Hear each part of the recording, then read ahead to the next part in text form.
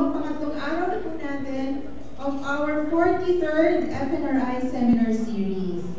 So we are now on Technical Session 6, and we are in Ballroom A for the Undergraduate Student Research Competition in Nutrition. So I'm Chana Patalan, and I will be your moderator for this session. Just a brief background lang po. The competition for the undergraduate student research in nutrition started early this year. So we sent out letters of invitation to nutrition schools to submit their undergraduate research studies for the competition. There are actually 13 entries submitted from 9 schools. And our in-house judges, actually there are 5 of them, who are experts in the field of nutrition research, had preliminary screening, and sila po ang nag-grade ng ating mga research studies. And then the committee and the in-house judges ranked these top 3 studies. So ito po top 3 studies will be presented this morning. So for the criteria for judging the undergraduate research paper, it has actually 3 parts. First, the scientific quality of the written manuscript is rated, that is 30%. And then for the oral presentation, so that is 40%. And the significance of the research is 30%. So ganito po ang ating criteria for judging. So please listen very carefully, and after all the 3 presentations, we will be opening the floor for your questions. And there are also 3 distinguished judges who will be evaluating the studies to be presented, and I will introduce them to you after the presentation. Okay, so pwede na tayo magsimula. Ready na ang ating presenter? Okay, so nakaabot siya. So the first presenter will discuss antioxidant properties and cell toxicity on normal human lymphocytes of ethanolic bran extracts from Philippine rice and black rice cultivars. Let's put our hands together for Ms. Rochelle C. Huligama.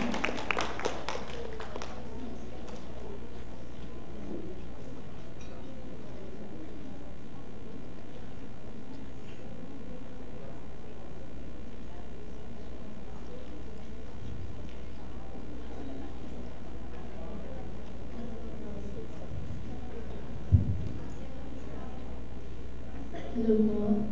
Once again, good morning everyone. I am Rochelle C. Huligama, and I'm going to present my study entitled Antioxidant Properties and Cell Toxicity on Normal Human Lymphocytes of Ethanolic Bran Extracts from Philippine Red and Black Rice Cultivars. To begin with, when a healthy molecule is exposed to UV rays, radioactive compounds, and other industrial pollutants, oxidative stress might occur, causing the production of free radicals, which are primarily responsible in damaging biomolecules, including the DNA. And we know that DNA damage is linked to the development of chronic diseases such as cancer and cardiovascular diseases. Antioxidants have received much attention nowadays due to their capacity to neutralize free radicals, thus reducing its adverse effect on the healthy molecules. Both synthetic and natural antioxidants are effective in dealing with free radicals. However, synthetic ones are known to pose carcinogenic effect on human cells. Thus, searches towards natural antioxidants have become crucial. Rice, which is the staple food here in the Philippines, is now being explored due to its numerous health benefits, especially the pigmented varieties. And presented is the pigmented rice. Pigmented rice is known to contain high amounts of phytochemicals, including the following, such as flavonoids, anthocyanin, several amino acids, polyphenols, and essential oils. And these bioactive compounds are responsible for its health benefits. So studies shown that these bioactive compounds can decrease hyperlipidemia, they can reduce atherosclerosis, and they're effective in suppressing cell proliferations. In fact, studies show that the bioactive compounds I mentioned earlier are present in large concentration in the bran layer of the pigmented rice, which is being removed upon processing and is only utilized here in the Philippines as animal feeds. The utilization of these antioxidants, the utilization of the bran products as natural source of antioxidants could be an effective way to exploit its use as milling byproduct and could also be one of the sustainable strategies to respond to the increasing cases of chronic diseases here in our country. So moreover, studies have been conducted claiming that rice bran extract can be an effective chemopreventive agent due to its promising toxicity against different cancer cell lines such as the following. However, its effect on the normal cells has not yet been established. Therefore, this study could provide useful information in assessing the selectivity and the safety of the rice bran extract. Because there are common beliefs that anti-cancer drugs exhibit non-selective cell killing on both normal and cancer cells. So this study specifically aimed to extract the bioactive compounds in the pigmented rice bran using 80% ethanol to determine its total phenolic, flavonoid, and anthocyanin content in terms of gallic acid, rutin hydrate, and cyanidin-3 glucoside equivalents. And next, to determine the antioxidant activity of the ethanolic bran extract using 3 different assays such as the ferric-reducing antioxidant power, ABTS radical cation, and the DPPH free radical scavenging assay. And lastly, to investigate its cell toxicity against normal human lymphocytes using triple blue exclusion assay. So for the methodology, a total of 7 rice varieties were used in this study, 6 of which were pigmented varieties, including 3 red, Lugumiki, Minaangan, and red blondie, and 3 black, Galo, Cotinao, and Dominio. NCRC-160, which is a non-pigmented variety, was used as the control and was obtained from the Philippine Rice Research Institute. The selection of these varieties was based on the previous screening conducted by Fajardo 2015, wherein these varieties obtained the highest antioxidant activity. So for the rice processing, the collected rice samples were dehulled using a Sakaki rice dehuller and then milled using a polisher to collect the bran. Now, for the actual experimentation, about 100 grams of each variety or pigmented rice bran was extracted using 80% ethanol. It was further concentrated using the rotary vacuum evaporator, and freeze-dried using a freeze dryer. The ethanolic bran extract were then evaluated for their phytochemical properties in terms of their total phenolic content, total flavonoid content, and total anthocyanin content. Presented also were the 3 antioxidant assays used: the ferric-reducing antioxidant power, the DPPH free radical scavenging assay, and the ABTS radical cation scavenging activity. All of the antioxidant analysis were done in a dark condition to avoid the degradation of some photosensitive antioxidants, and the UV visible spectrophotometer was used to quantify the absorbance of each resulting solution at their specific wavelength. Now for the cytotoxicity analysis, the freeze-dried extract were subjected to cytotoxicity analysis. It was conducted at the Natural Science Research Institute, University of the Philippines, Diliman. So for the statistical analysis, all the laboratory experiments were carried out in triplicates, and then the results were expressed in mean plus and minus SP. And SPSS software for Windows were used for the analysis of the data. Now, the following results were obtained. The 500 ppm of the bran extract were evaluated for their phytochemical properties in terms of their total phenolic content presented in orange, the total flavonoid content presented in blue, and the total anthocyanin content presented in yellow. So, based on the result, The pigmented rice bran extract have significantly higher phytochemical contents compared to the NCRC-160, which is the non-pigmented variety, wherein the Omino and the Gumiki for the black and red rice varieties obtain the highest value, while NCRC-160, which is our control, yielded the lowest value.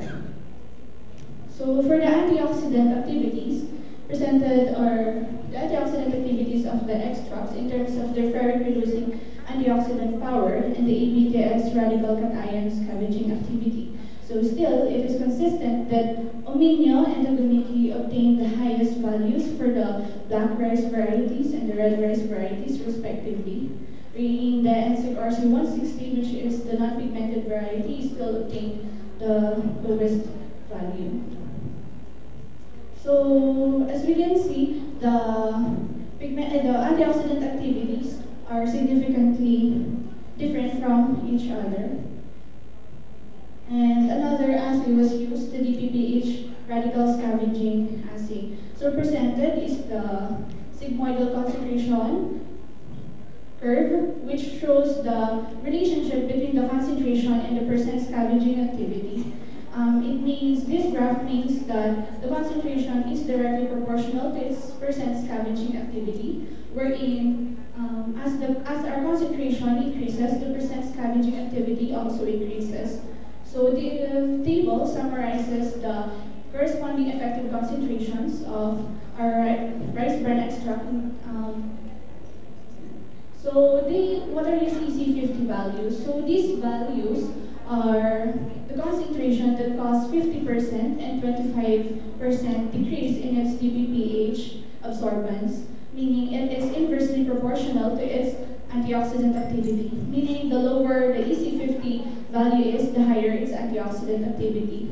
So consistently, based on the result, Omino obtained the lowest EC50 value, which suggests its high antioxidant activity, followed by the Gallo for the black rice varieties. Same as with the Gumiki for the red, followed by Ginaaman. These results were consistent with the previously discussed data in its total phenolic content, which was presumed to be responsible for its antioxidant activity. So the NCRC-160, which is the non-pigmented variety, yielded the highest EC50, which suggests its low antioxidant activity compared to the rest of the sample. So this confirms the role of the pigments responsible for the antioxidant activity for the red and the black rice variety. Next is the cytotoxicity assay. So triple blue exclusion assay was used to evaluate the cell toxicity of the rice bran extract. This assay involves the ability of the viable cell to be impermeable to the cell membrane. So therefore, the cell will take the color of the dye once the membrane integrity is compromised. Initial concentrations were prepared for the Gumiki and the Omino since they obtained highest antioxidant activity all throughout the analysis. So the initial concentration were 100, 250, 500, 750, and 1000 ppm. And upon subjecting to cytotoxicity analysis, the final concentration reported inside the well were 10, 25, 50, 75, and 100 ppm. So distilled water served as the negative controls and it set higher concentrations of the rice bran extract for further information regarding its cytotoxicity on normal human lymphocytes. Also, determining the cell toxicity of the pigmented rice bran extracts against human cancer cell lines, and lastly, to encapsulate the bran extract as functional food supplement for future applications. So that concludes my presentation. Thank you very much.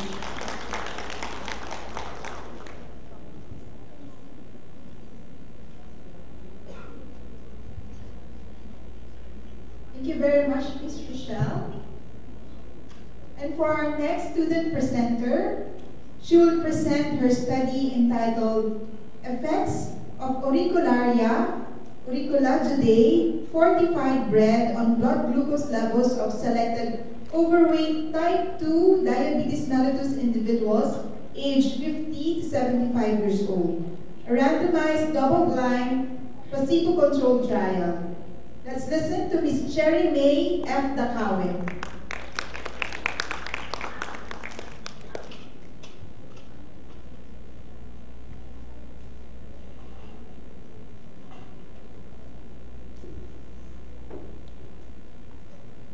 morning.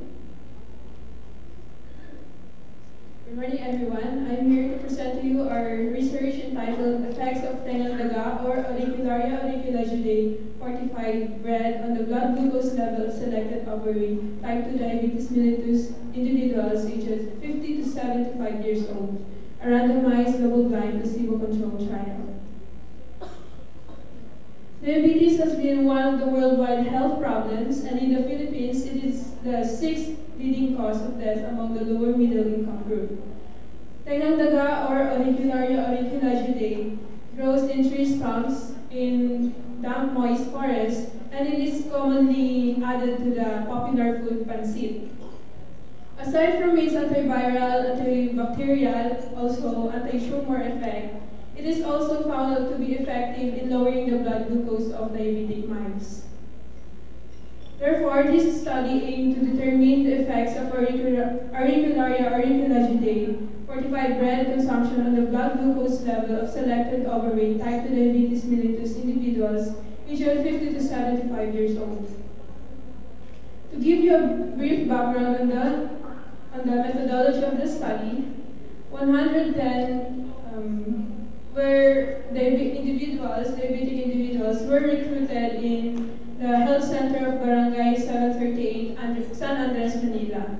So, based on the set inclusion and exclusion, the anthropometric, especially the height and weight, were done to calculate the body mass index. And glucometer, as well as lancing device and blood glucose strips was used in the screening for their blood glucose levels. And the previous consumption of auricularia or tengang daga, as well as some other products that are similar to the product, as well as their medical history and some demographic profile was obtained and evaluated during the one-on-one interview. So after the recruitment, only 20 eligible subjects were recruited, and they were oriented on the background of the study and signed the consent form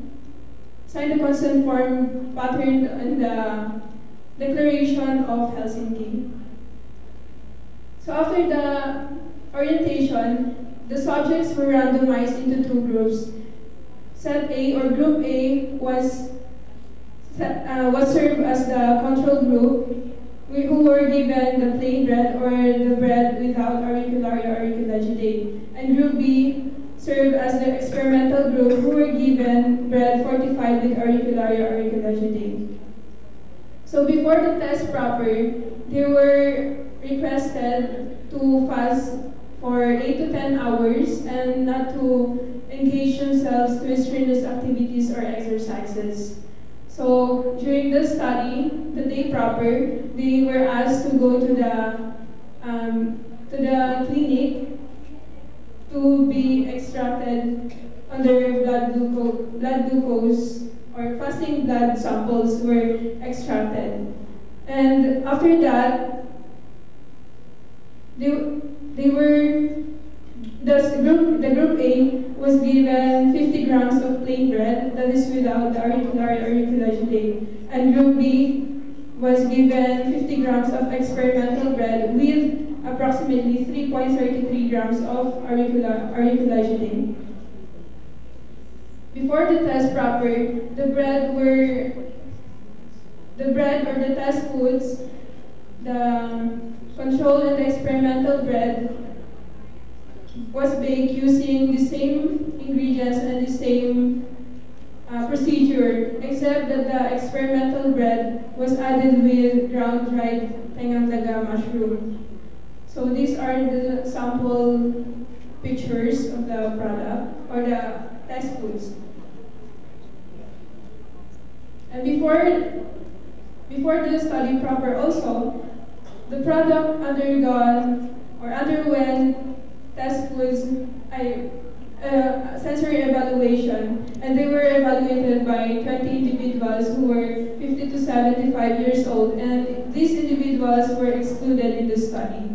So on the appearance, color, odor, texture, and taste, 7-point hedonic scale was used in the evaluation, and on the test foods general acceptability, the 9-point hedonic scale.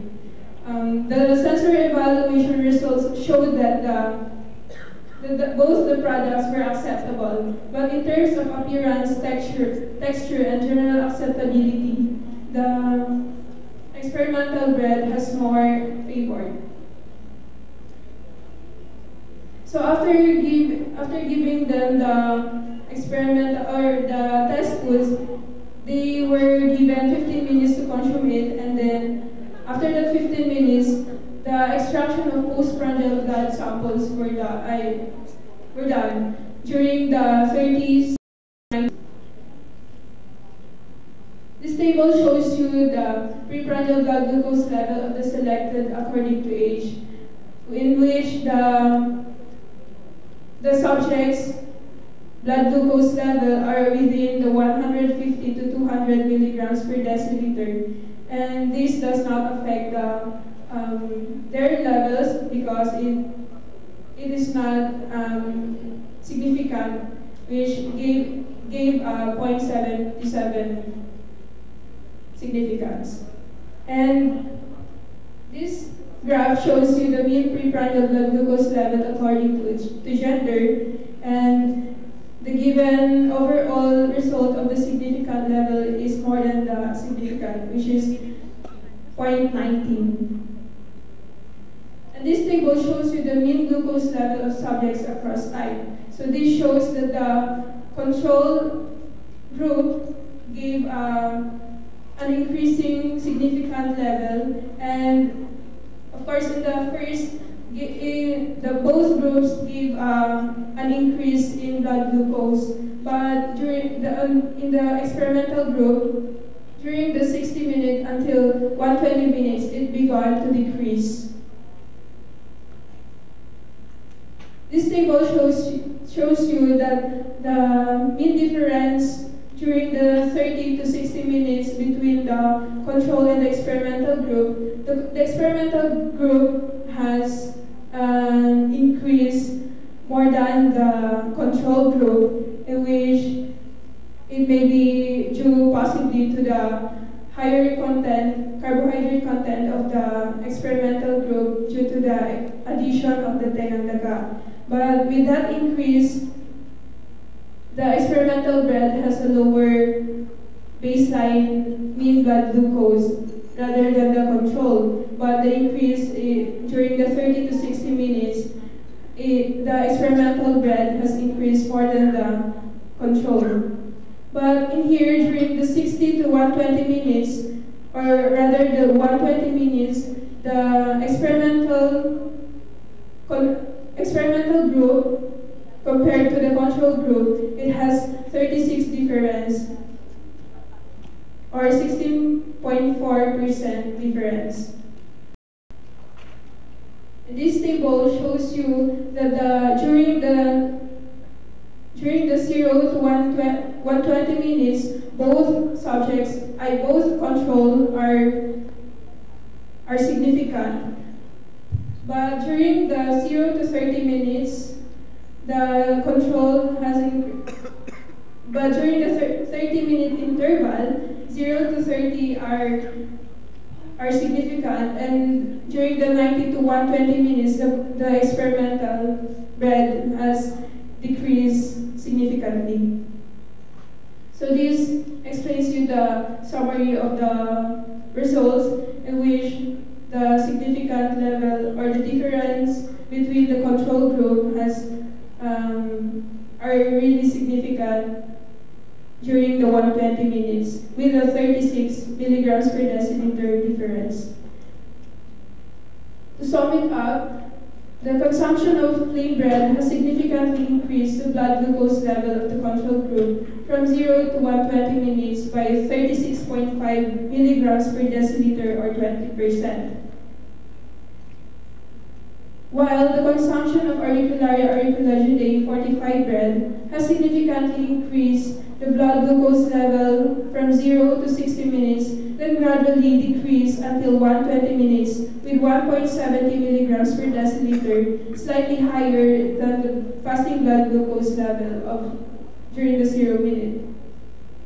Thus, consumption of auricularia auriculagidae or tengang daga fortified bread can significantly reduce the blood glucose level of overweight type 2 diabetic individuals aged 50 to 75 years old by 36 milligrams per deciliter or 16% compared to those who did not consume auricularia auriculagidae fortified bread after 120 minutes.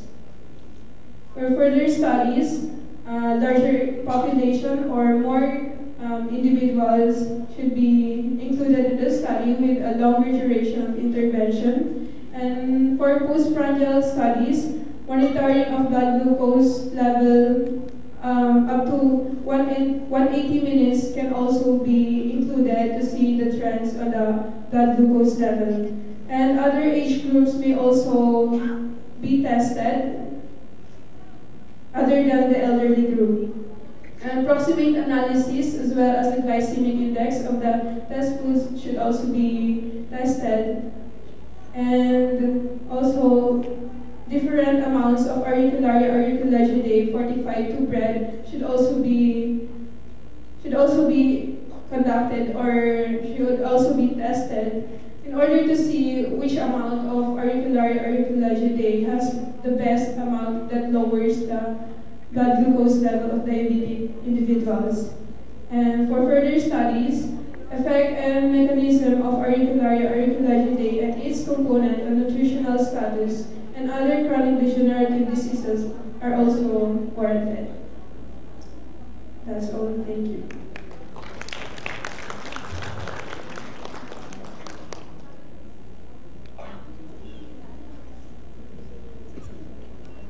Thank you very much, Ms. Cherry May.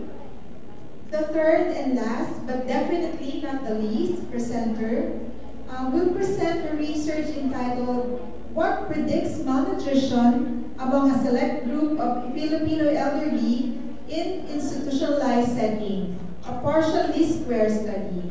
Let's be enlightened by Ms. Raniel Rose O. Barrientos.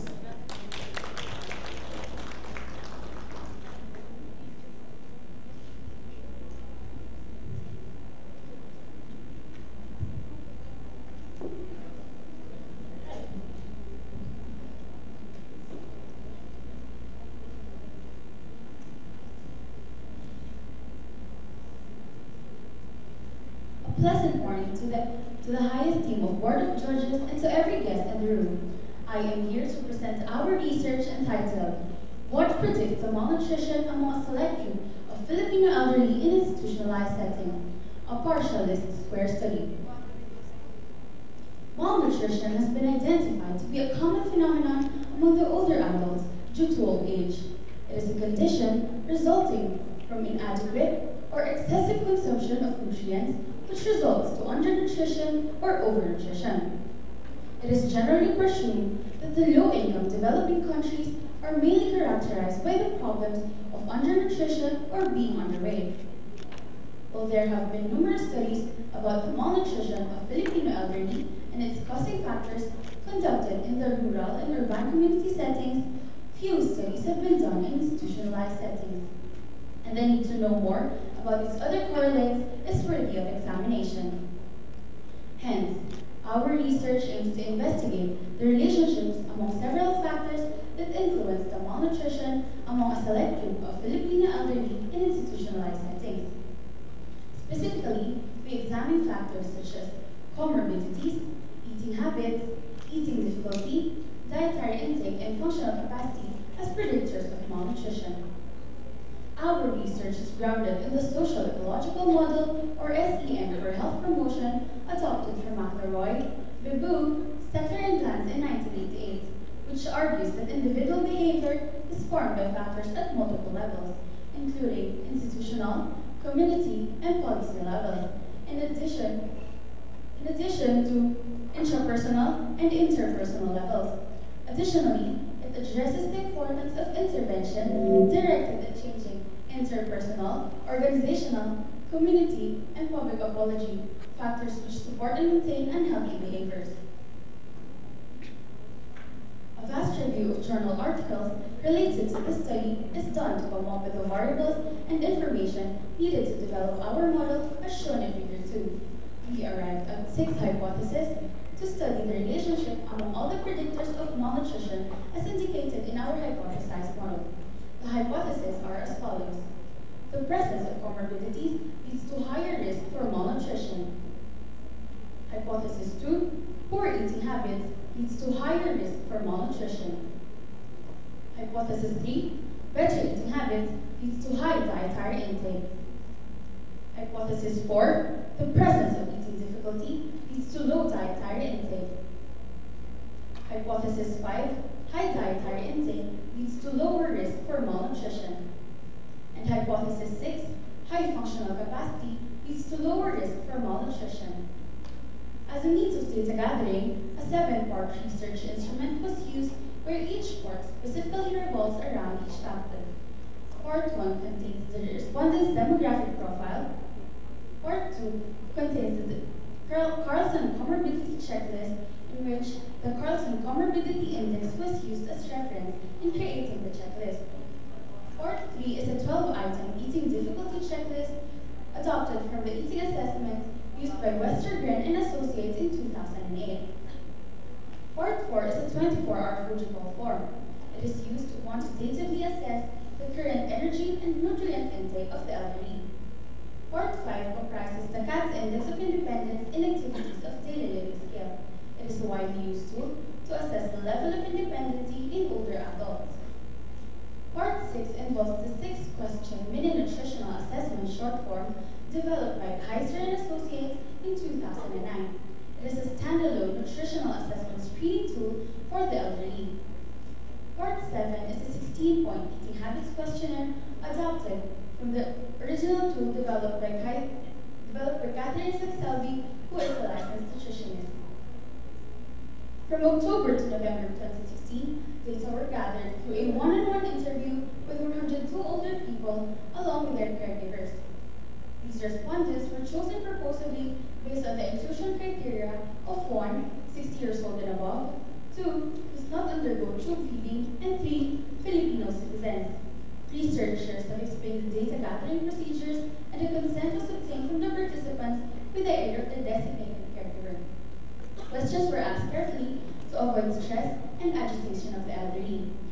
Data gathered from valid questionnaires were processed using the statistical package for social science software version 20 and WAR PLS 5.0 to identify the theoretical relationship of the variables in the hypothesized model. Partialist square or PLS regression was used in this study. It is a multivariate statistical technique particularly useful when predicting a set of dependent variables from a large set of independent variables.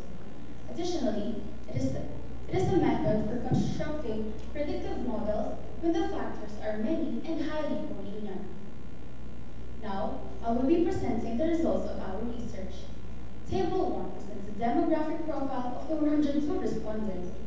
69.6% were females, majority had tertiary education, and are predominantly Christian. The mean age of the respondents was 8 years old. Meanwhile, Table 2 shows the respondents' predictors associated with the risk of malnutrition. Low mean values were found for both comorbidities and eating difficulty. On the average, the eating habits of the respondents were good with a mean of 31.52, and their functional capacity with a mean of 3.24 indicates slight dependency. Further, Table 3 illustrates the distribution of respondents' dietary intake based on age and gender. The highest energy and fat intakes were found to be present in males of ages 60 to 69 years old, which may be due to their high energy needs since they are more physically active than women, according to Dominic, Nazar, and Hannah in 2014. While females of the same age have the highest carbohydrate and protein intakes. Most of the respondents' average fat intakes were above the acceptable macronutrient distribution range of 15 to 30%. Based on their 24-hour protocol, consumption of high-fat meats such as pork belly and frying as their usual cooking preparation may have contributed to the increase of their fat intake. Surprisingly, their dietary intake were below the recommended values based on the Philippine Dietary Reference Index in 2015. According to the study of Engelhardt and Ackman in 2015, this may be true to multiple reasons such as lack of social stimulation, reduced appetite, eating difficulty, olfactory and gustatory reasons, dysphagia, or symptoms such as nausea or constipation. Moreover, Table 4 shows the distribution of respondents based on the mini nutritional assessment short form score. Among the respondents, 48% were accused of malnutrition, 36.3% were malnourished, and 15.7% have a normal nutritional status, which means that there is a higher prevalence of malnutrition in institutionalized setting than those well-nourished elderly. Additionally, these results show that there is a higher prevalence among the female group as well as those above 70 years old. This phenomenon might occur due to several reasons, such that elders in institutionalized setting may be admitted in a malnourished state or may become malnourished while in care, according to Leyden and Dahl in 2008. Moreover, individual factors play an important role in malnutrition. Several factors may influence one's risk of malnutrition. As shown in Figure 3, the predictor variables functional capacity, dietary intake, and eating habits all manifest an impact on the criterion variable malnutrition. Among the three, functional capacity, with a beta coefficient of 0.42, has the greatest impact on malnutrition, indicating that high functional capacity was associated with better MA score, which suggests a lower risk for malnutrition. This implies that the more functionally capable an elderly is, the lower his or her risk of being malnourished. This may be explained by the fact that functional dependency affects elderly nutrition through limiting diet availability and accessibility, and that a greater level of disability in activities of daily living seems to be greater in old age. Moreover, dietary intake having a beta coefficient of 0.29 had a direct relationship to malnutrition, indicating that the better the dietary intake, the higher the MA score, which indicates lower risk for malnutrition. Meanwhile, eating habits with a beta coefficient of 0.21 had a direct effect on malnutrition, which means that the better the eating habits, the lower the risk for malnutrition.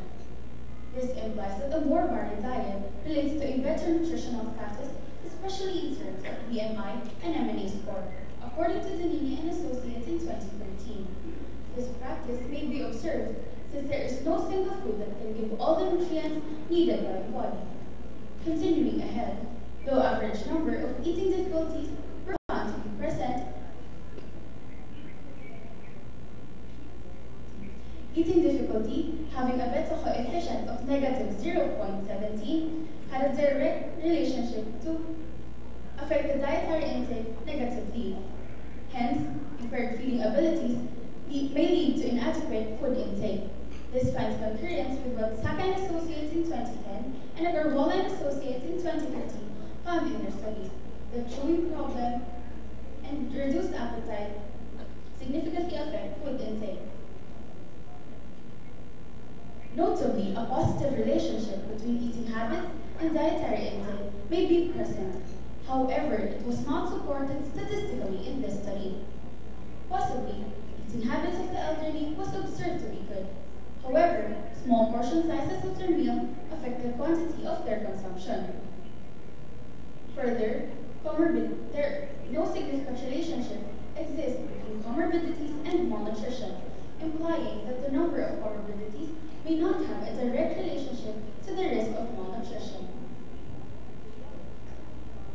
In summary, we found a moderate prevalence of malnutrition in home care institutions, which affected by factors such as functional capacity, dietary intake, eating habits, and eating difficulty. Further, eating difficulty showed a marked relationship with the dietary intake among elderly group, which contributes to malnutrition.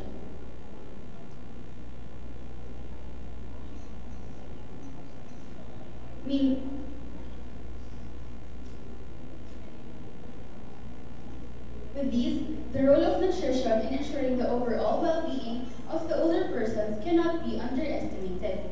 Impliedly, administrators of home care institutions are invited to pay greater attention to the nutritional status of the elderly by providing institutionalized nutrition assessments, evaluation practices, and nutrition care planning that respond to the identified nutritional needs and concerns of the elderly.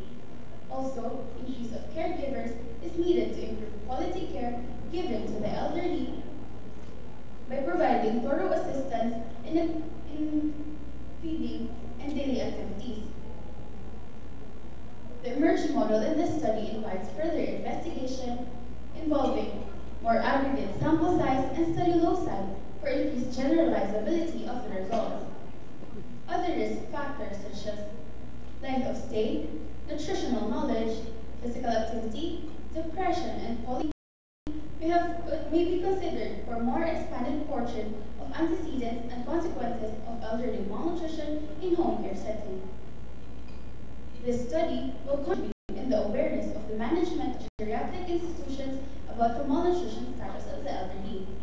Further, this will also give way to improved practice of nutrition and other allied health sciences in making dietary interventions, specifically better quality cycle menu. Moreover, this will add to the research conducted about geriatric malnutrition in the Philippine institutionalized setting. That concludes my presentation. Thank you for listening. And again, a pleasant morning.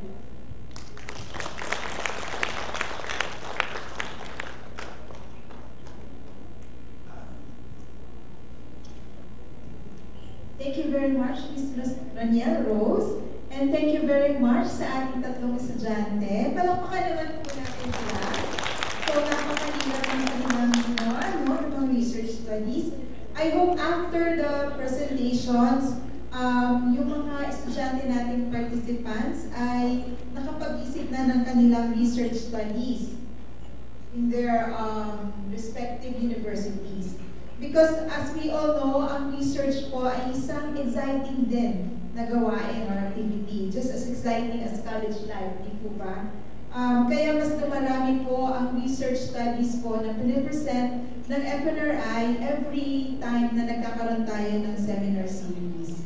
Sana ang mga estudyante now are more motivated and inspired to do more researches. So now we have come to the point that I will be presenting to you our panel of judges. So there are 3 distinguished judges for our competition. So let me start with our first judge. He is currently the Nutrition Officer 2 of the National Nutrition Council, and he is active as board member of the Philippine Society of Nutritionist Dietitians, or PSND. He has received various awards and distinctions, including the DOST FNRI Undergraduate Student Research Competition during the 39th FNRI Seminar Series, first place. At a very young age, he has presented researches and attended various training and short courses in local and international conventions and fora. He graduated with a Bachelor of Science degree in Holistic Nutrition with Culinary Arts, cum laude, from Manila Titana Colleges as Metro Bank Foundation Scholar.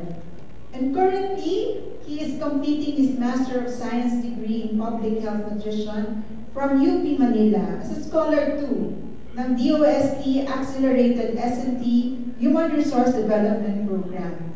A registered nutritionist dietitian, let us put our hands together for Mr. Daniel G. Salunga. Good morning, sir. Our second judge, she is currently the Senior Scientist 1 of Scientific and Regulatory Affairs, Mondelez International. With her 6 years of experience working in the industries, she has performed technical and regulatory roles in nutrition na napaka-critical po in our field. She was also part of the academe where she taught nutrition at the University of the Philippines, Los Baños. So, alam ko po, meron po mga estudyante niyan na nandito po sa ating ballroom. She graduated with the degrees of Bachelor of Science in Nutrition and Master of Science in Applied Nutrition from the same university. Our judge also served as resource person for various lectures and symposia and can be considered as a celebrity too because of her numerous TV guestings. So malamang napanood niyo na po siya before and other media involvement. Also a registered nutritionist dietitian and a top-notcher in the MD licensure exam. Ladies and gentlemen, Miss Angela Katrina C. Pablo. Good morning po, ma'am. Our third judge and our former division chief, she now works in the industry as Associate Director for Nutrition Science, Mead Johnson Nutrition, where she provides expert nutrition science support. But before she joined the industry, she was very much involved in nutrition public policy, nutrition intervention research and development, and nutrition assessment. She is one of the reviewers of our Philippine RENI, or Recommended Energy and Nutrient Intakes, and a committee member of the 2015 PDRI, or the Philippine Dietary Reference Intakes. She was an M&E specialist for the A to Z project, the micronutrient project of USAID, and as the former Chief Science Research Specialist of FNRI, she led the 2003 National Nutrition Survey, so I think this is the 6th NNS, and conducted studies on vitamin A, rice fortification, patterns of food consumption and nutritional status, and food poverty studies. So she has authored over 20 scientific papers published in international and local peer-reviewed journals. And she is also the former editor-in-chief of Philippine Journal of Nutrition. She has received prestigious awards like the 2002 Clara Ruth Darby Memorial Award, the PAN Fellow for Nutrition Research, the NDAP 10 Leaders in Nutrition and Dietetics, and a special citation given by the PRC and NDAP. She obtained her PhD, major in nutrition with minor and cognate in health and public policy from the University of the Philippines in Diliman, and her Master of Science in Human Nutrition from the Michigan State University. A registered nutritionist dietitian and the board top-notcher, top 1 in the licensure exam for MD. Ladies and gentlemen, my boss, Dr. Maria Lina A. Pedro. Good morning, ma'am. So, sila po ang may pinakamahirap na trabaho sa atin sa ngayon. So, mag-judge po ng ating mga research studies. So now I am officially opening the floor for the question. So let's start. Kung meron pong participants or guests na gustong magtanong or magsimula tayo sa ating mga judges.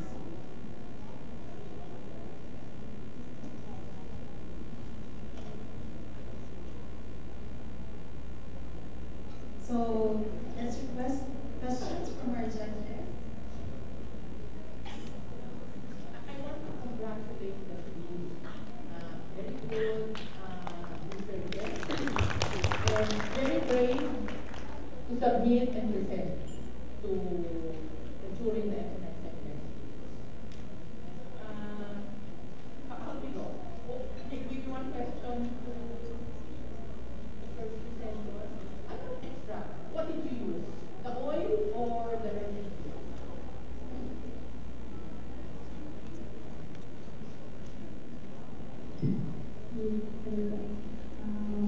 Yung po ginamit ko na extract po is from the rice bran po mismo, yung tinanggal po dun sa milling process, yung mismong bran or yung darak po. The oil. No ma'am. I extracted it using 80% ethanol po. So, na-extract po lang is yung crude extract po. yung ginamit ko. Ay, yes po. Maybe one question. Why, what's the rationale for proposing in your recommendation higher levels? What does it contribute to? What does it include? How useful is that? Rice bran extract is used only as animal feed. So therefore the utilization dito is be an effective way to exploit its useful. And one of the sustainable things is what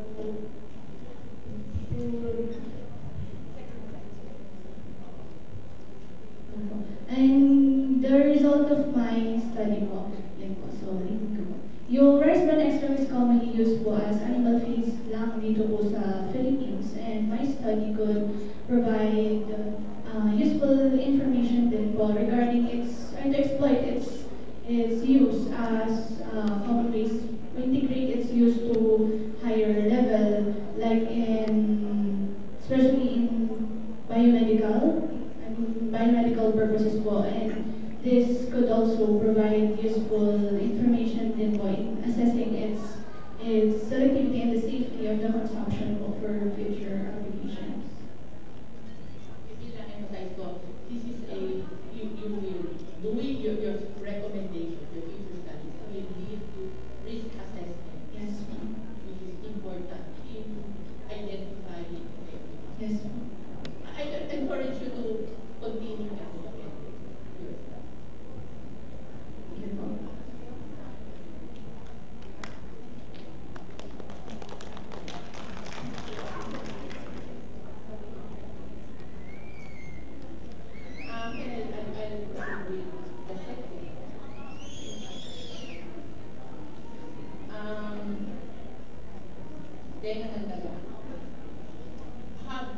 Have you read, do you know, are you aware of the bioactive compound in auricularia, auricula? What the bioactive? Some of the studies show that it was attributed to the polyphenol and polysaccharide content, especially the beta-glucans in the study. What was your basis for determining the level of auricularia put in the blood?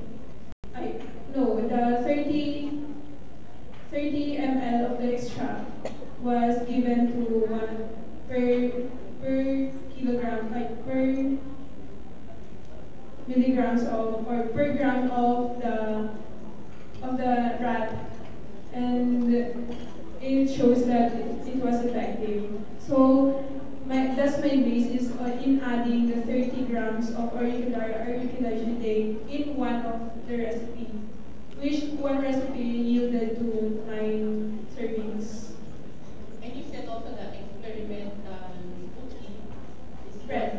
well more favored than. Yes, ma'am. On its appearance, texture, and general acceptability. But if your control group also consume all of. Yes, ma'am. Everything.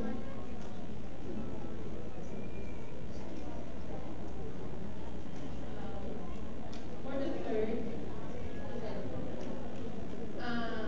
compared to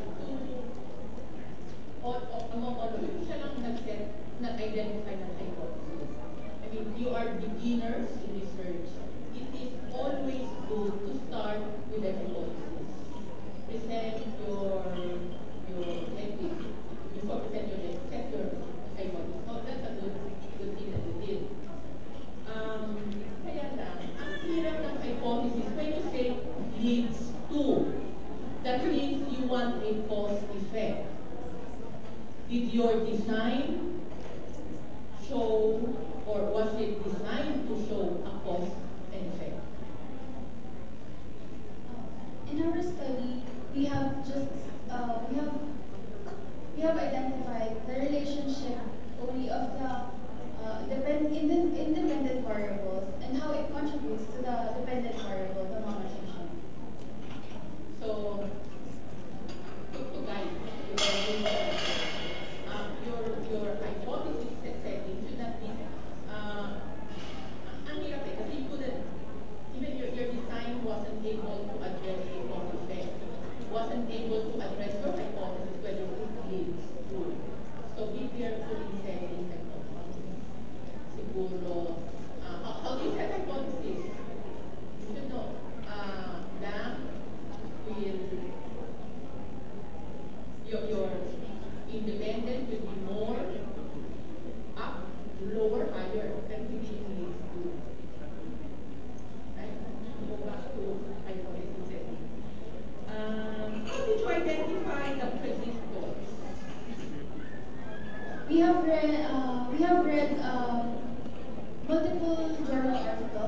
galleric malnutrition. And among those articles, we have identified that our predictors are the common predictors, that are the common variables that are considered to be predictors of malnutrition in the record. So you were limited already with identifying your predictors. So you didn't look at the whole universe. Ang ganda ng framework mo, you didn't look at the whole universe. And then do APLS to single out predictors. Tell us more about your PLS. What would your PLS show? Is your model significant? Do you have a model that predicts? To what extent does it predict malnutrition in the elderly, in institutionalized elderly? As shown in our hypothesized model, there are four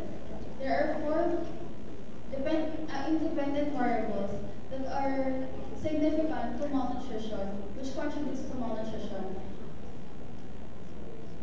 So this shows that these predictors are significant or highly contributes to the malnutrition status of the elderly.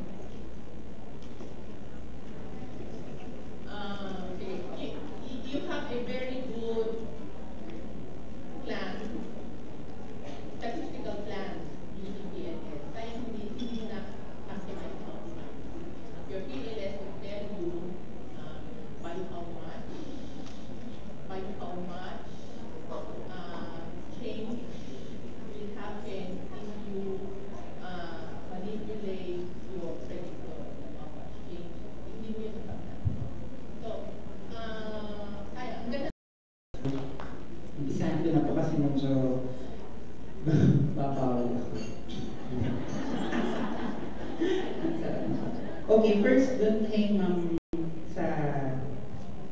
sa Philippine Red and Black Regions here in the Philippines, specifically the Gumiki po, dun sa Mountain Province, then the Galo sa may Abra, yun po. Then yung control nga po is obtained from the Philippine Rice Research Institute.